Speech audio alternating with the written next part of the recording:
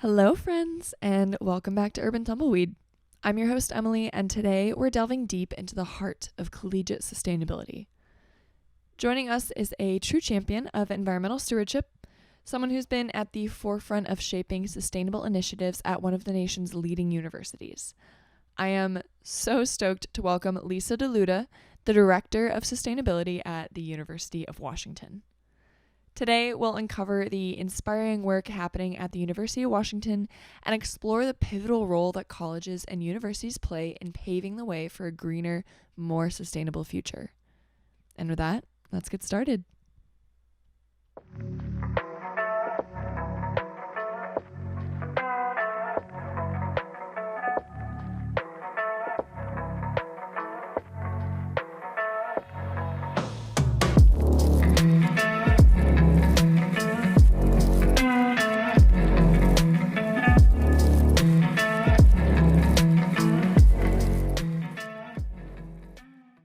There we go. Awesome. All right. Well, again, thank you so much for coming. For everyone that is listening, this is Lisa. She is the University of Washington Sustainability Director. And I would love if you could just give a really brief overview of who you are, how you kind of got into this position, why you're out in Seattle, why you're specifically with UW and focusing on sustainability. Yeah, sure, you bet. So it's really been something that I've been interested in, and I guess sort of has always been a draw for me from a young age, whether or not I was really aware of it. But I, do a little bit more of the resume outline, I guess. I, studied environmental studies in undergrad. And then I went to UW for a master's degree in urban planning, but always had an environmental focus even with that. And I think one of the things that really drew me to it is that there's this really interesting problem solving and systems, evaluating systems approach to whether it's environmental studies, urban planning, or the big sustainability umbrella. A lot of it is about looking at systems, systems, microsystems and bigger systems, and how they all are interrelated and maybe are working well or not working so well. But before I came to UW, I worked for Snohomish County as the energy and sustainability manager there for almost 12 years. And then was just really looking for a change and something different. And this was, I think, one of the only jobs that I applied for. And I was really excited about it because there's this opportunity, I feel like incredible opportunity at a university and higher ed to really move the needle. This is something that students and faculty care about, and something that, we can really help students be the change makers and future leaders, current and future leaders, really, starting while they're in school. And so I was just incredibly excited to join, be able to join this community and be here to work with the UW sustainability team, which is also fantastic, and be that sort of hub to move the needle and grow our impact and help students and faculty. So yeah. Absolutely. And from the own research I've done, this UW sustainability team is a combination of both students and faculty. Is that correct? No faculty at this point. So UW Okay. Sustainability is a small team of staff positions, but we do have part of our office is the Campus Sustainability Fund, or CSF. And so that it has interestingly evolved from sort of the leader of the CSF was started as a student position.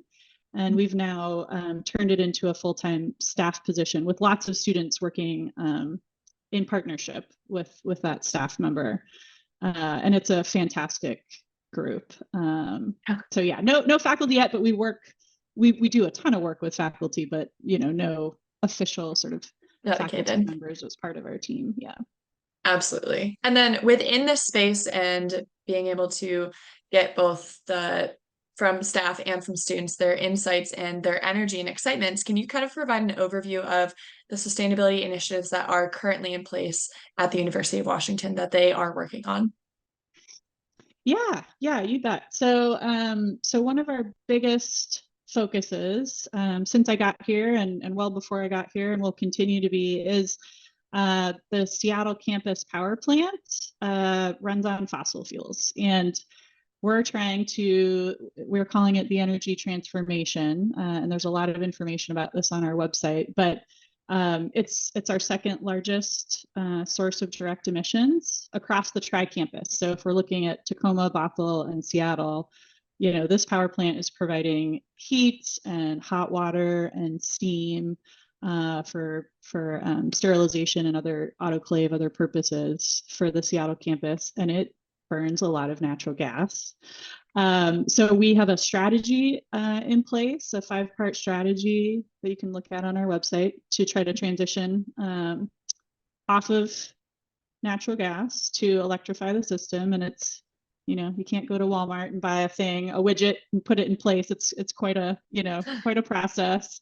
Mm-hmm. And going to be $1 billion infrastructure project, more or less, when all is said and done. But our students really care about this, and so do our faculty and our staff. And we even saw students chain themselves to the power plant about 1.5 years ago. And that's sort of created a splash in the local press, really just saying that this is a priority for the university.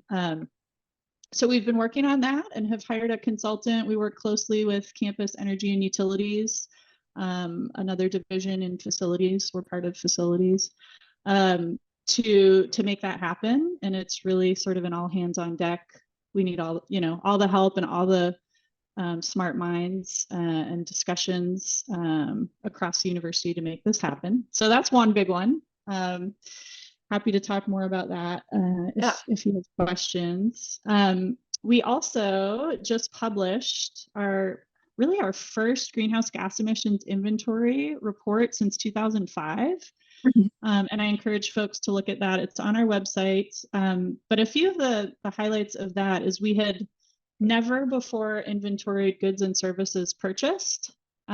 So, for you sustainability nerds out there that get into greenhouse gas emissions accounting, which is super important because you can't manage what you don't measure. We've discovered through this report that goods and services that the university purchases is our largest source of emissions. So of all of our direct and indirect emissions, it's about 64%. And so that's the work ahead of us, which is we've started to unpack that in the report, so it's not just this one big monstrous number and we have no idea what is inside that.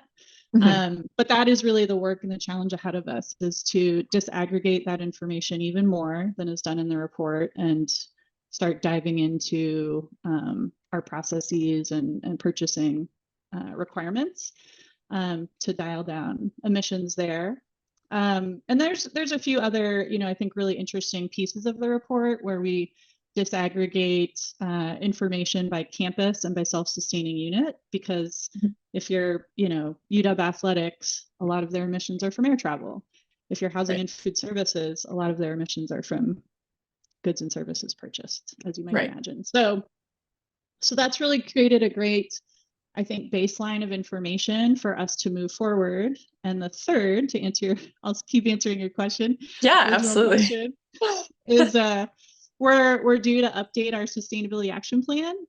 So that's a university-wide plan to identifying our sustainability goals and targets, strategies and actions for how we get there. And that's on a 5-year cycle to be updated. And we're really going to go through a robust update and I dare to say like a wholesale revision of that plan. It's a really good plan, and then we've also recognized a lot of opportunities for improvement, not only through a robust engagement process and making sure that we're really bringing forward, giving the opportunity for everyone to feel welcome in that process, for their voices to be heard, for their ideas to be heard. And it's also very important to the process itself is super important, so that we have champions and people that can help us actually implement the plan. We're not going to be successful if we're trying to do it alone or just with a few other champions. Absolutely. So we're going to be kicking off that update in the fall, and it will probably be about 1.5 year long process. And we're also looking to fill in some topical area gaps that the plan currently doesn't address. So purchasing is one of those. And we now, we purposely did the inventory before working on the plan update. Ecological systems and sort of ecological how we do our landscaping, really just bringing that to the forefront. Climate resiliency, green building, water. We don't look at water at all. So there's Really? a bunch of topics, yeah, that the current plan doesn't address that it should. And so we're really reevaluating, what's important to be in the plan as far as structure and content. Absolutely. That's all super exciting. I mean, like even just those initiatives themselves sound like major wins within this field and within this advocacy. But outside of just each of these initiatives being a win in and of themselves, what would you consider to be like the biggest win that you've experienced within this position for driving sustainability forward? Yeah, that's a great question. I'm going to give you two because I can't perfect. pick one. I love it. Okay. More wins. That's perfect. More wins. So one is, so I'll go back to the steam plant. So when I got here, I've been here almost 2 years, but this has been on sort of the docket, so to speak, for the university as a big issue to address that we knew we had to address, even before some of the state legislation came in place that, really says you must do this. But it's a huge, monstrous effort, and it's expensive. And it has been something where I think the university, we especially as facilities, have struggled with just getting people engaged and realizing sort of the magnitude and the importance of this large infrastructure project. So about a year and a half ago, we started inviting people on tours, a decarbonization tour of the steam plant, which, Emily, I would love to have you come on sometime. Absolutely. Would love to, yeah. But I think part of that is, and we did it in a very, we had our VP of facilities send out formal invitations. People could sign up for time slots. We gave them all the information, like, don't wear your heels. This is a really industrial facility. We want you to be prepared and comfortable. And it's not only a tour of the power plant, but it was education on our 5-part strategy and why this is so important and why it's so important now, because there's lots of federal and state money to help us transition to clean energy. And so it's sort of like seizing the moment. The time is now, and we need everyone's help. And this has been like the gift that keeps on giving. We've had state, legislators come on the tour. We've had leaders from colleges and units across the university come on the tour, faculty, student groups. And I think none of us realized or really thought that this would be this turning point that got us from, we really should do this, but we're not sure if we can commit to it yet, to we're going to do this. Like, we realize this is difficult, but it's every university is doing this across the country, and we will get it done, and we can get it done. So it is now a university priority for the president and the board of regents, which I'd say is, one of our biggest. It's a huge win. Yeah. Yeah. And we've got money, dedicated to it to get some of the initial studies underway. So that's one. And then I think the other piece that I'd say is a big win is we have two committees, an environmental stewardship committee and a sustainability action plan executive committee that our office facilitates. And it's very broad representation, diverse representation from across the university with faculty, staff, and students. And we've really taken a step back and over this last year and expanded the membership on those committees, really saying, there's some people that aren't at the table that should be at the table, and looked, sort of redid our governance structure in such a way that, without getting into all the weeds, even though I know your podcast is Urban Tumbleweed, right? Exactly. Without getting into all the weeds of that, that's been super important, because that is sort of both of those committees are where the rubber meets the road in terms of new policies, new programs, and moving big issues, difficult nuts to crack through the university shared governance system. And so I think we've really got great engagement and just a lot of excitement from folks that are on that committee, whether they've been on for years or they're new. And that's huge for us because a lot of what we're doing is sort of like go big or go home issues. Yeah. And we need to figure out, together what those new programs look like, or what those new policies look like, or how we're going to, pay for our $1 billion, steam plant. Right. So that's been really huge. So those are the two big wins. And I mean, for the first thing, the fact that sustainability efforts have become a priority and are high stakes for the university as a whole, not just within an organization, I think exactly as you said, is a huge win, because that's sustainability is amazing, but it really needs to move from a nice to have to a necessary thing. And so to have leadership within the university itself really, getting behind the mission that you all have really brought to the forefront is so exciting. And I would absolutely +1, that's a huge win.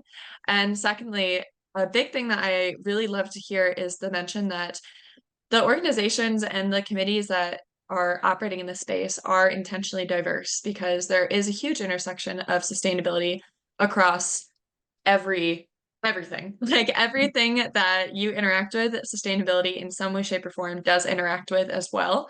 And so to take these committees that are making these decisions, are driving forward the mission of sustainability, to have them be more holistically representative of all of the people that are being impacted by different realms of sustainability or facets of it, is, I think, personally hugely important. And it's really exciting to note that that was a very forethought thing that was put into the creation of these committees. So again, I definitely agree, huge wins, and it's really exciting to hear that there's so much attention and diversity within this space as well. But of course, you can't have wins without some failures or struggles and challenges.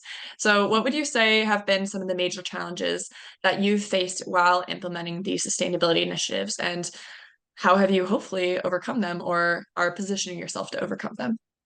Mm-hmm. Yeah, well, there's definitely challenges. So great question. There always are. Mm-hmm.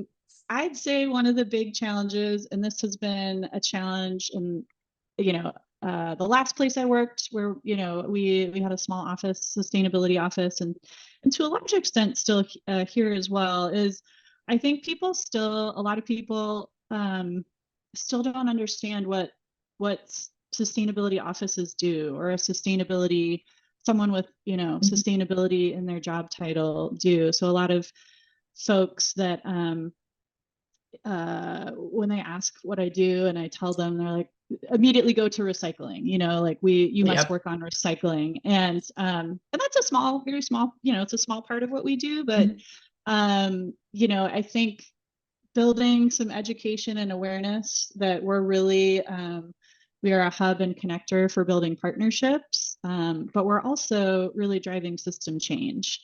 And a large part of what we do is emissions reduction, which I think is what a lot of folks in sustainability type positions would say. But it's looking at all of those interconnected systems that you just talked about, and realizing that emissions and energy and water conservation are inseparable from equity and social justice and public health. And there's so I think just helping people connect the dots and realize their potential and their agency, particularly as we work together as a university on this, to rethink our programs, to rethink our education, like our students getting the education that they need to go out into dentistry or medicine, or whatever you're doing, education, to really tie sustainability in, because like you said, it touches everything. It's interconnected to everything. So I think that's one big challenge.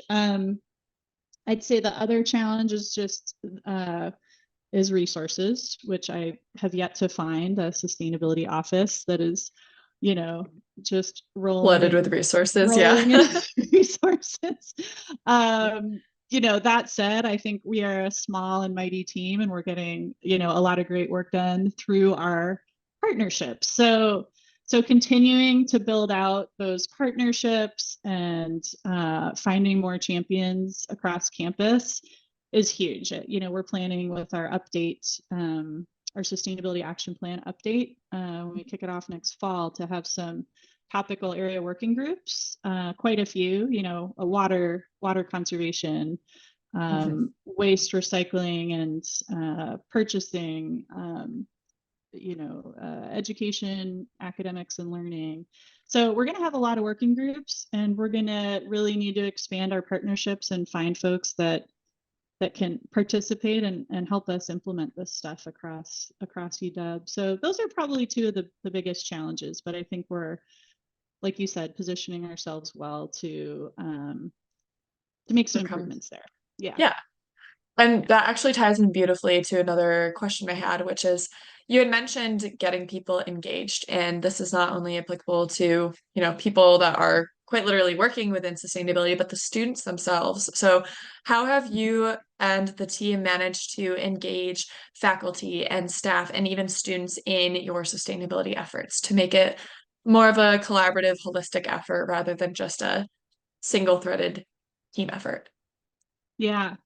So the first thing that comes to mind is, I think when I got here, I talked with the team, and we recognized that there was a gap to fill with students really wanting to get engaged on these, on the issues that our office in particular was working on. So the STEAM plan is a prime example, right? And we, I'd say one of the things that we've done is we have committed to standing up a new student sustainability committee that is directly sort of connected and facilitated by our office. Because lots of students have said, we want to get involved. We want to know what's happening with the sustainability action plan. We didn't have something set up, like a really structured, intentional pathway to keep them up to speed and update them. So this last year, we've set up a pilot student decarbonization task force. And Dave Woodson, our executive director of campus energy and utilities, leads that task force, and really just providing updates on where that project is, because it's something students care about. But this fall, we're going to expand that to a larger sustainability group for students that will, have opportunities to directly engage with the sustainability action plan, a regular cadence of meetings to keep them up to speed, and and then they can work on independently or with other RSOs,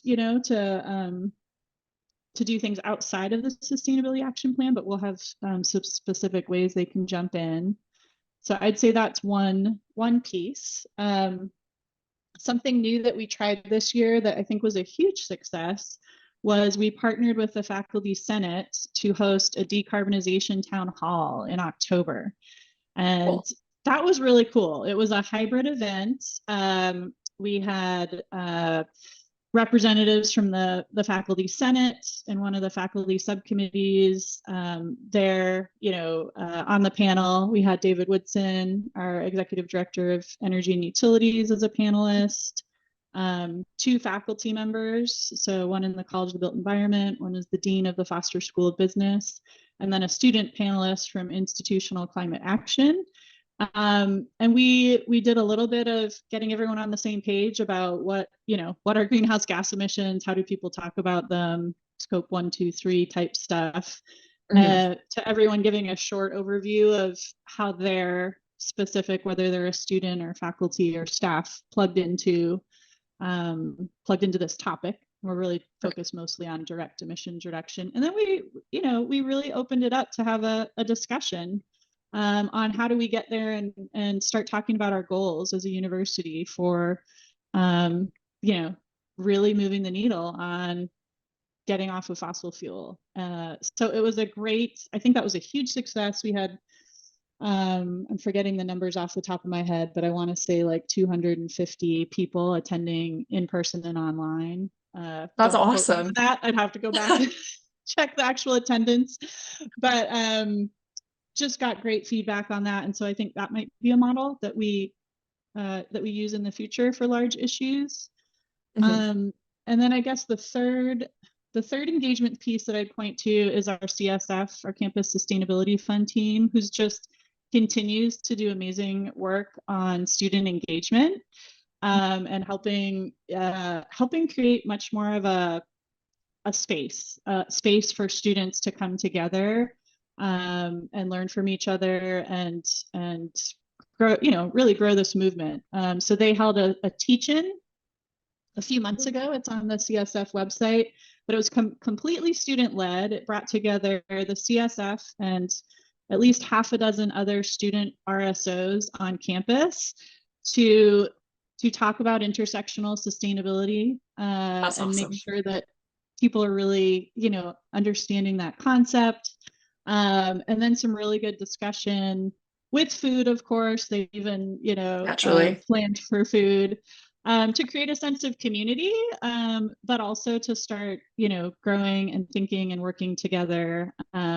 And they just did an amazing job. I sat in the back, with Dave, my colleague, and we were just so impressed with what a huge success that was. And so I think, really trying to provide more opportunities through CSF, for student-led events and discussion like that is part of our plan too.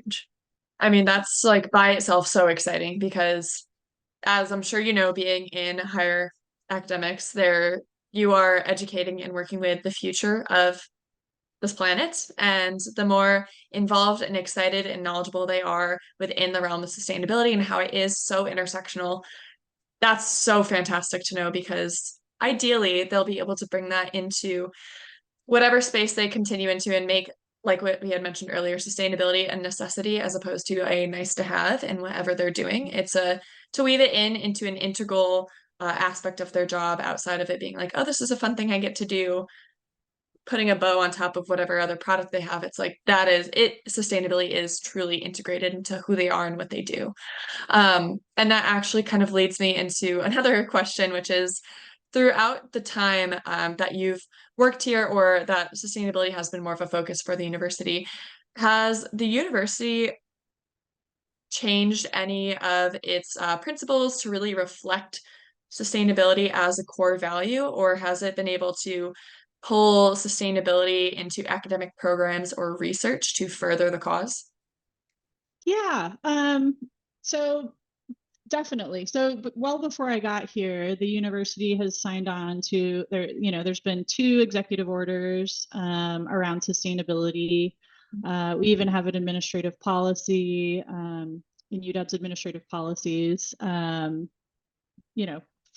making sure that it's solidified as a university priority and core value. I think the fact that the Environmental Stewardship Committee was formed, with sort of senior leader, executive leadership level across the university 4 or 5 years ago, I want to say, is another testament to it. So, and then some other smaller policies and resolutions that have been passed. Actually, the Faculty Senate, just out of the decarbonization town hall that I talked about, just recently passed a resolution committing to 95% reduction in direct Scope 1 emissions by 2035. So that's another win. That's so exciting. Yeah. Sprinkling in wind throughout the whole thing. Yeah, I love it. I know. Yeah. So that's great. So anyway, to answer your question, I think we have some good foundational, commitments in place. And this is clearly, UW is in terms of academics and research, world renowned for climate and sustainability work. I think the challenge that's still ahead of us and the opportunities that are still ahead of us are really capturing that in a bigger way. I think we're at the point now where we really need to create those living lab learning opportunities, scale up. It's not that they're not already there, but hopefully scale them up in a bigger way. And I think our office can be a key player in that, along with a bunch of other centers and research centers and faculty that are doing amazing things. And then I've worked in local government before I came here, and I think one of the lessons I learned in working there, and that I'd like to bring here, is that I'd like to work across the university to establish a suite of sustainability policies, administrative policies. One of the things that can happen when you have, whether it's at a company or a, government or an organization like the University of Washington, is people obviously don't stay here forever, whether it's leadership in the highest office of the company or the city. A lot of folks move, and you don't want to. One of the issues with not having policies in place that establish your goals and targets and values is that you don't want to have to start over again. If you want to have something to point to that says, no, we really, air travel is our third largest source of emissions at UW. This is something that we need to make a commitment to address as an organization and get it sort of solidified in policy is very helpful. And by that, I mean, really helpful for us as the sustainability office to have something to point to. Yeah. So that if leadership changes, we're not having to go back and decide again. If this is an important goal, we've already done that work. Absolutely. With our community. So I think we're in great shape, and I think there's still a lot of opportunity for us to get even bigger, sort of stronger commitments in place. I feel like what you had just said with just having to go back constantly and building structure is so integral to make sure that you can rely on that when things change inevitably.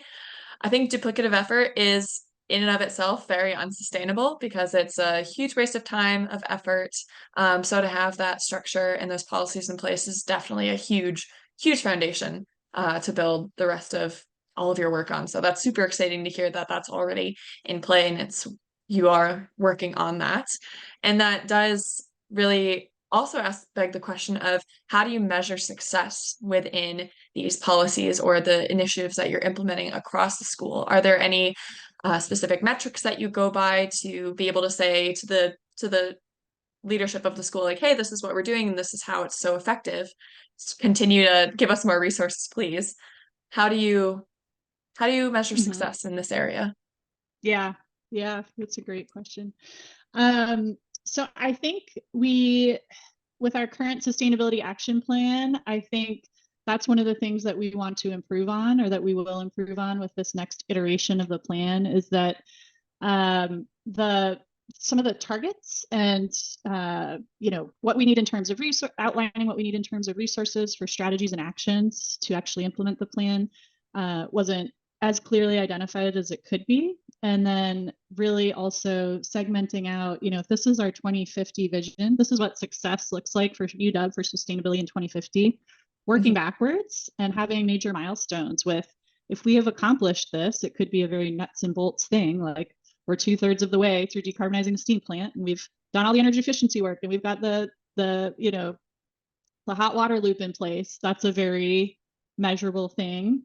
I think we also we found that for some of the less sort of quantifiable goals, like thinking about engagement and living lab learning opportunities and increasing sustainability literacy, we didn't have great sort of targets or metrics in place to not only, well, we also, they lack some specific direction. Totally. So there wasn't a great way to really measure success there. And so that's something that we're really going to change. You're going to see a big change with the new plan, is that we, for whatever it is, whether it's more of the how do we create community around sustainability and make sure that we're creating a welcoming space, an equitable space to learn, we can have metrics around that and have things that we want to identify that we want to accomplish, just like we can with waste diversion or purchasing. So we've been tracking it as best we can. You'll see that with the annual progress reports for the action plan on our website, but we recognize it's a big area for improvement. And I'm really confident that, with our community partnerships now and, really just great champions, great expertise from faculty and staff and students in particular, I think you're going to see a really exciting plan. That's awesome. I'm looking forward to it for sure. And actually, to kind of go off of that, you had mentioned community, and so I do really want to touch on that. How has UW really collaborated with the local communities? And if so, how has it continued to collaborate with local communities to continue these sustainability initiatives and efforts? Mm-hmm. Well, I guess I'll first start with just that faculty and students and researchers are absolutely, partnering with the community every day. Mhm. And, you can find amazing examples, as far as research, you name the topic, they're doing it. So those collaborations are really out there, and they're local community and global community. Like UW's footprint is global, and something that Mhm. as an organization we're really proud of. Our office in particular, we're definitely collaborating with the community where it makes sense. So, in terms of the steam plant decarbonization effort, we are working with King County and talking with King County. They've come on the tour, the State Department of Commerce, the city of Seattle, because all of this has, our electrical infrastructure needs to change. We want to do waste sewer heat recovery. King County sewer lines literally hug the Seattle campus. What a fantastic opportunity for waste sewer heat recovery. So very nuts and bolts, things like that. And then, we're also really trying to build more partnerships as we start to think about how can we really give current students, the training and the real world experience that they need, trying to work with the private sector and nonprofit organizations and CBOs to create more of those opportunities. And again, this is really already happening through different colleges, through the university as a whole, but we want to be able to expand that in our office in particular. And up until recently, it's been a bandwidth issue, but we have a new position that we're hiring for that will be part of their duties to help us expand those opportunities with the community. That's awesome and so exciting. I feel like literally like what we said earlier, there are just constant like little wins that you've been peppering in throughout this whole time. Just like, and it doesn't necessarily seem like a win like immediately. You're like, oh yeah, we're doing XYZ, but like the fact that even these things are in the works is so exciting because again, it's coming from my undergrad, I went to school on the East Coast, and at the time that I was in undergrad, sustainability wasn't nearly as focused on.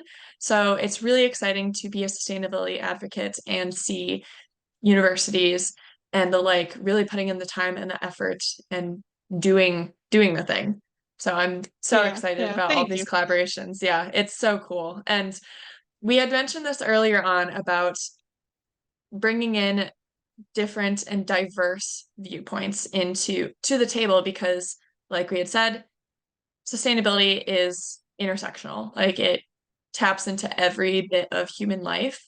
And so when it comes to embracing diversity, equity, and inclusion, what are some major things that your team and the university have done to ensure that everyone has a seat at the table when it comes to making decisions that impact sustainability and local communities? Um, so one of the very basic things, and I give total credit to this to our campus sustainability fund folks, is really taking the lead for our office in getting our value statement developed around diversity, equity, inclusion, and social justice. Up on our website, they led us through our whole team through a great process of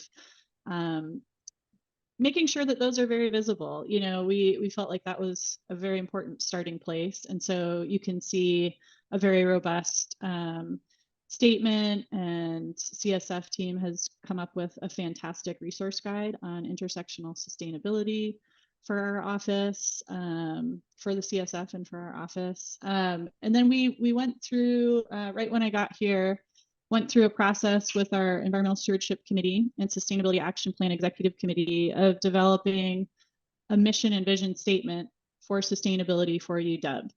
And those are on our website, and in there you'll see that it really is an intersectional sustainability mission and vision, as well as a definition. This work also happened, the definition of sustainability, before I got here. But you'll see that it is a very equity based for all three of those definitions. And right up front, we acknowledge the harm that has been caused you name it. There's no lack of examples, whether it's taking lands from First Nations and tribes to redlining and pushing BIPOC communities out of their homes. Really recognizing that from the forefront. And so you'll see that in our mission and vision statements.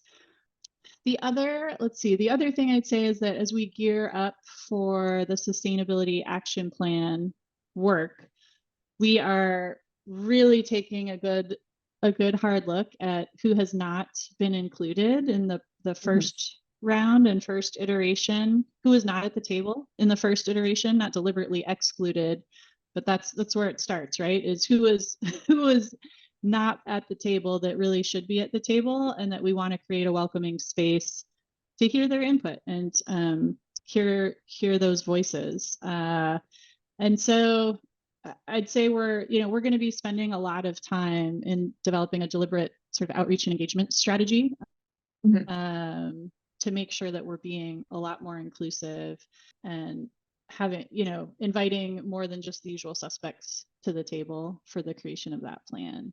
And that my hope is, or the intent is, that through that process and through a very intentional process of setting up this new student sustainability committee, that we'll be welcoming, more folks to the table that wouldn't typically feel welcome, or maybe even know that these opportunities exist. Yeah. Absolutely. And I really appreciate that you had mentioned a little bit of the aspect of environmental and social justice within the sustainability framework. So I appreciate that call out as well, because that is very integral when recognizing diversity, equity, inclusion, and how, again, having or not having a seat at the table definitely impacts different communities. And so, again, very exciting that is already taken into account when forming these coalitions and these opportunities for people across the board. And I feel like universities are at such an interesting place within the world when it comes to driving change and really being the catalyst and the seed starter for huge changes that will then sprinkle out into the world. And so within this space, what role do you see universities playing in driving broader societal change towards sustainability? It doesn't have to be UW, it can be multiple, but even if it's just UW, what do you foresee the role that UW and universities can play in the world moving forward? Oh yeah. Well, I think this is what excited me about the job, is just the immense potential, right? So we have students that are in the labs working on, compostable packaging material made from algae, and faculty and students in medicine and public health really looking at climate change. And, we're going to see increased public health effects, whether it's asthma or, respiratory issues from wildfire events and the particulate and heat from wildfire events. And, how do we better be prepared to train medical students to be better physicians in the wake of climate change? Seeing if, building materials. So one of our initiatives that I forgot to mention is we're going to publish a new green building standard for UW here soon. And exciting. One of the things that we've been trying to, it is exciting. I know it's great. We're probably about a month away from publishing that, but there's a bunch of different changes. I think one of the bigger things that we've been highlighting with the new green building standard is embodied carbon. So there'll be an embodied carbon target that projects, construction and renovation projects will need to meet. And so that has, in terms of what students, our architecture students, our structural engineering students and faculty are able to bring to the table, we have, global experts on embodied carbon and the benefits of using mass timber instead of concrete and steel. And those are emissions that would be out there today, if we were using concrete or steel. And with using mass timber, we're immediately helping to avoid emissions that would otherwise be out there by a choice in products. So I think there's the real, all of these real world issues that you do have to get into the weeds, and you need those experts developing new ways to think about building a building or creating packaging materials. So I think that's one way, but the other thing that all universities are talking about, and I'd say this is one thing that we're, I think, a little more behind on in a formal way, is really integrating sustainability literacy into a core requirement for all students. And so some colleges and universities already have this in place. It's something that we've highlighted in our current plan that we want to do. And I'd say, faculty across the university are already doing this, have been doing this. This is nothing new on their own with what they teach. But how do we really provide a baseline of sustainability literacy for everyone? Hopefully that's not burdensome. Students already have a lot on their plate to complete with getting their degrees, but we can do it, and there's a lot of good models out there, but that's really where I think some of the huge impact is. So, like we said before, if you're going out and you're going to be a dentist or an ER doctor or an elementary school teacher, whatever path you pick, a stay-at-home parent, there is so much impact that you can have. And the universities and colleges can give you that baseline, right? That baseline of thinking and knowledge and questioning, a system that really isn't working, and where they can find their own agency to be that change. So I think for me, that's the big picture and the really exciting thing about universities in the sustainability space. That's awesome. And again, very exciting to hear that even if it's just in the plan, that there is a potential for that to be a core requirement. Like I had mentioned in my undergrad life, most of my understanding and learning about sustainability came pretty much solely from my own research. And I think there was like one organization that I was able to join that was oriented around sustainability, but that was really it. It wasn't a huge priority. And then going from that to ASU, which has its own school of sustainability, very different. And it's exciting to know that UW is also positioning itself to be truly a foundational player when it comes to making sustainability, again, not a nice to have, but a necessity. And within that, UW clearly, again, is really pushing forward. It's positioning itself really well in being a power player in this space. Is there any advice that you can give to other universities that maybe haven't prioritized sustainability that you would say, this is a really easy thing to adopt, that is a good first step within getting sustainability to be a priority within the higher academic space? Yeah.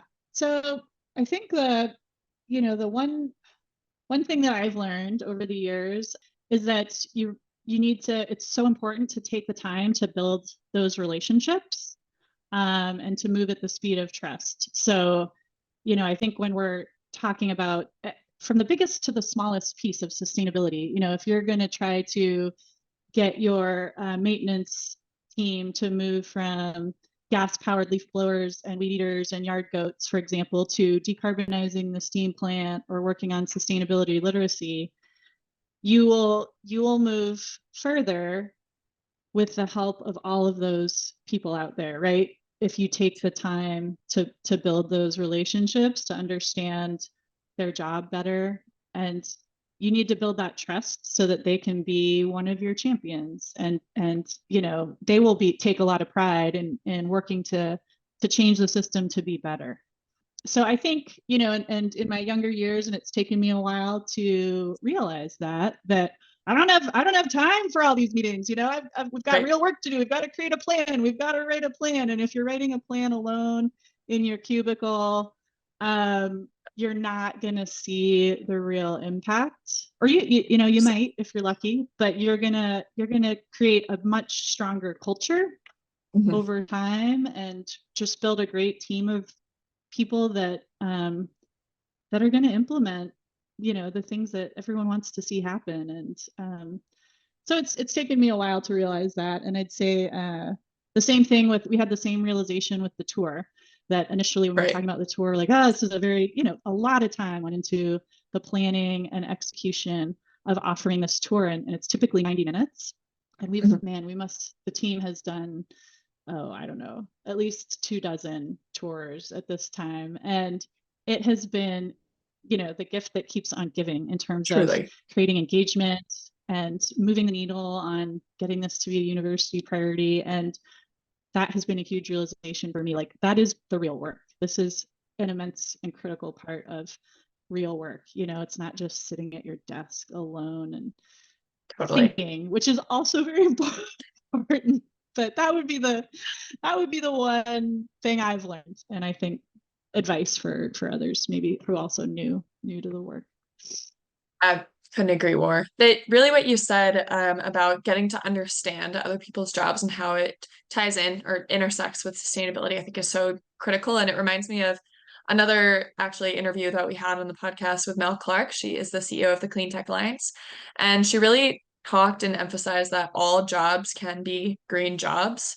Like no matter what you're doing, even if it's not in formal title, like you still have the ability and the capacity to integrate sustainability pillars into all of your work, whether it's like what you said, if there's a landscaping team for the university, what they choose to plant, whether it's native plants versus plants that require a lot of water in the off season and it's inherently wasteful, like those little choices, whether you think it or not, are inherently tied to sustainability. And it is so critical to make sure that everyone is looped in that network. So couldn't agree more. I love that. And really, again, we've actually been talking for almost an hour now, which is crazy. And it's been incredibly enlightening for me. Even despite the fact that I live so close to UW, there are so many things that I didn't know that was going on within this space. And so I wanted to quickly give you the floor to really plug or promote anything that you or the team are working on, or any resources that you think people should check out to better support you or just the sustainability initiatives overall. Oh yeah. Well, thank you. Well, thank you again for the time to talk with you and share what's happening in our office. I really appreciate it. There are so many great resources at UW. Like you could literally, it would be a full-time job to highlight all the awesome stuff that's happening, but I'll do my best in the last couple minutes. So the first one I'd say to check out is the Campus Sustainability Fund's resource guide on intersectional sustainability. I just, again, I'm so proud of them. And it was all CSF.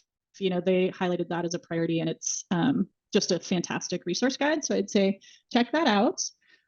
For students or young folks at UW who might be listening, the UW Sustainability Office has we have a resources page on our website, which provides a really good overview of a lot of the different research units or RSOs or different things that you can check out to get involved in that might fit your interests.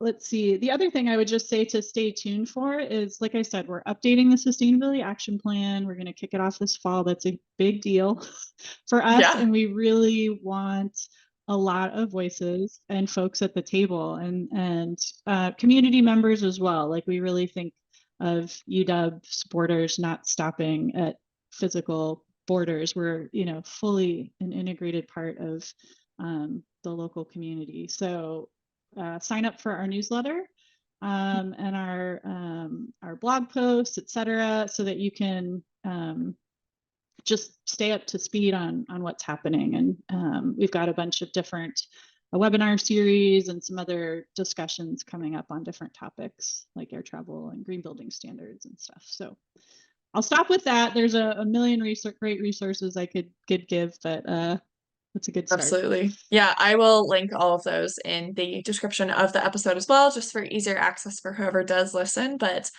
again, thank you so much for coming on. This has been so highly educational, pun, I guess, intended, for all of this. This has been awesome.